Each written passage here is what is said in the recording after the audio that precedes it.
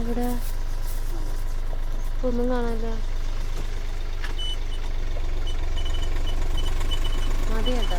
ഈ മാന പിടിക്കാൻ വേണ്ടി ഇത്ര വലിയ കഷ്ടപ്പെട്ടായിരുന്നു.